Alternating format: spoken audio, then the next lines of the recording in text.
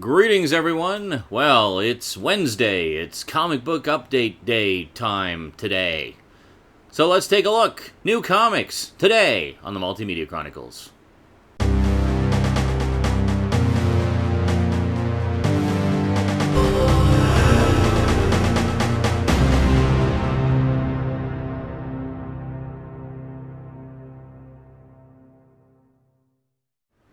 Welcome back. Okay, so today I don't really have a lot of new stuff per se, like no trade paperbacks or anything like that. It's just a bunch of individual issues, yes, of various series that you already know that I'm collecting. I just wanted to show you. I picked up some of the latest issues, got a little bit up to date there, and also an item that I purchased literally months ago and kept meaning to include in one of the updates and just never got around to it. So we're going to rectify that today.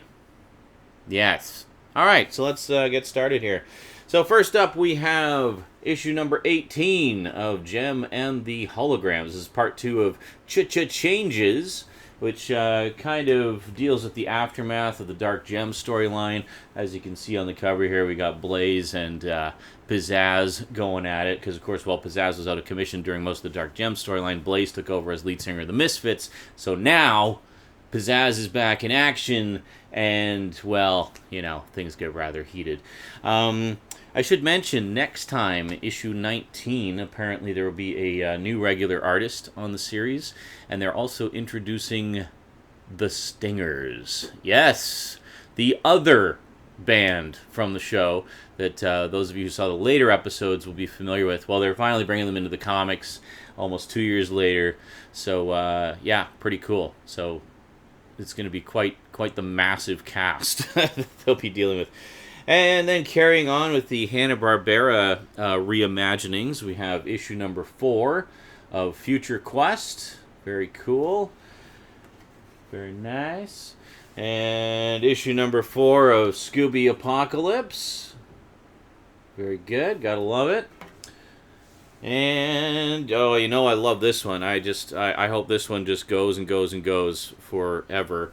We have issue number 3 of Wacky Raceland. There's actually a couple of covers to choose from for this one. I just thought this one looked the most badass out of the two. So I got that one. And then, let's see, what else we got here. We have issue number 5 of the Micronauts. Still no sign of issue 3. Might have to dig into the back issue bins or special order that one.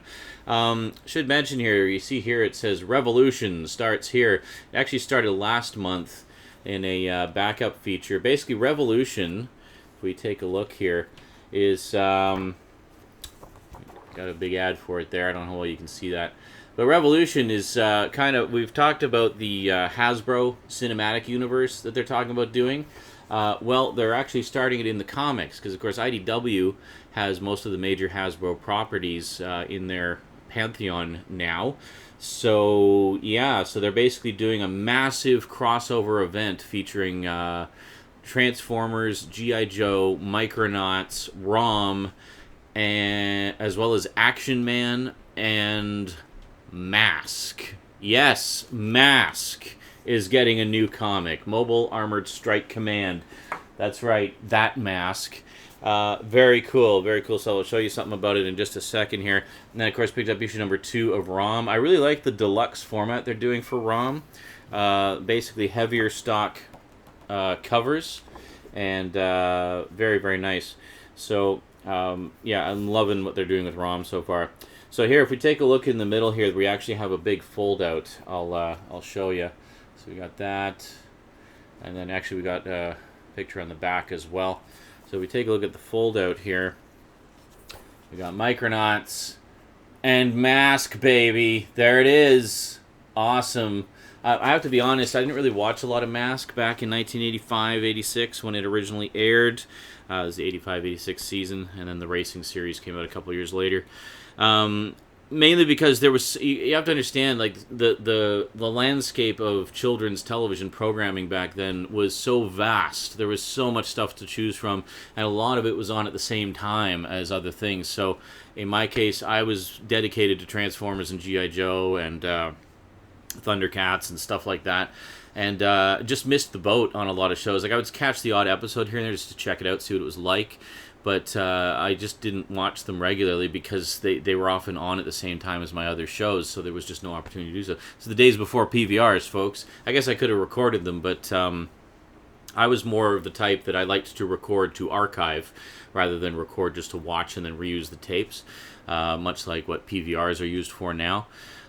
So I just didn't see a lot of Mask. I did see it later when I picked up one of the 5-episode VHS tapes, and I've seen a lot more of it since now. And of course I have all the comics and everything, like the original comics, and yeah. So anyway, good to see Mask coming back. Apparently there is a movie in the works as well. Actually, there's movies in the works for all these guys. There's even going to be a ROM movie. Just let that sink in for a second. There's going to be a ROM movie. I don't know if you heard me, but there's going to be a ROM movie. Pretty stoked about that. So, taking out an additional look here. Oh, here's the same picture that's on the back. And we get half of a... This is going to be awkward here. Hold on a sec. Maybe this is why it's heavy stock, so people can hold it up to their cameras like this. We have the massive mural of everybody beating the tar out of everybody there. And then this really sort of dark and spooky looking cover for ROM. This is actually... This ROM cover here... Just hold on a second. Let me just find a good way to do this here. There. So this ROM cover here, to me, is reminiscent of the covers that Bill Sienkiewicz did for the original series back in the 80s. He did a whole bunch of covers for ROM, and it was always very dark and moody like that. And I thought some of the best covers in the series, to be honest. And it was awesome. So it's very cool to see kind of a callback to that. And then as for Revolution itself, if you're wondering, it's basically a series of one-shots. It's not the main. It's not crossing over into the main series per se. So you can just avoid the whole damn thing and just carry on reading the regular series. But there's going to be a series of one-shots which are listed in white there, and then there's Revolution itself is a 5-issue limited series. So there's 13 issues total. So there's 5 parts to Revolution, and then there's 8 individual one-shots that cross over and sort of fall into the continuity there. Yeah, so, I mean, 13 comics over the course of 5 months. Yeah, I think I will collect those, because that sounds pretty cool. I'm sure there will be a trade paperback or 2 covering the entire saga at some point. I may get that as well, just to kind of support the franchises that I love. But, yeah, we'll see. So that's it for the comics. I just want to talk a little bit about Revolution, kind of a big deal. It's the first time that, I mean, we've had Transformers and G.I. Joe together for years, but this is the first time that various other Hasbro properties are crossing over. And these weren't originally Hasbro properties, actually. Like, ROM was Tomy. Micronauts, I think, was that Mattel? I can't even remember.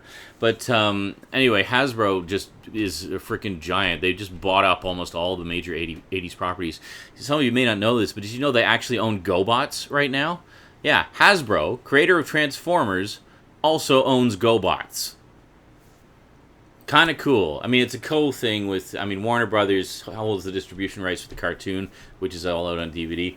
But I mean, conceivably, that means we could have a Transformers versus GoBots thing. Like, how interesting would that be? Because I know there's fans of both. Obviously, the Transformers is a bigger fan base just because it's the one that has endured more, I think.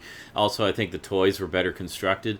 But I know there's a lot of GoBots fans out there, and it would be cool to see the two of them duking it out. Maybe just, 4 or 5 part miniseries or something. That'd be cool. So finally, the last thing, the thing that I got ages ago and kept forgetting to tell you about. Now, the past few updates, I've picked up some pop vinyls. If you watch my Doctor Who videos, you see I picked up a couple of Doctor Who ones. I just think they're cool little collectibles. I know a lot of people are really gaga over them and just buy hundreds of them. I'm very selective about which ones I get, just sort of specific ones of specific characters that I like and so forth. And this was actually the first one I ever bought. We have Howard the Duck. Yes, which is very nice. It's actually a bobblehead. You can't really see him bobbling in there, but he is a bobblehead rather than just one of the standard pop vinyls. And on the back we have, this is actually from Howard the Duck number 33, which was one that was done years after the regular series. I don't know why they went with that. I mean, I guess the artwork, of course, is very nice, but it's not one of the better issues of the series, to be honest. It's kind of the long after Howard the Duck. It was just kind of thrown out to tie in with the movie loosely, and then there. So anyway, got me Howard the Duck. Alrighty. Well, that is it for today's update. New comics. Not a lot right now, as I said, because it's basically this point of the month is post-rent, so there's not a lot of spare cash to go around after rent time.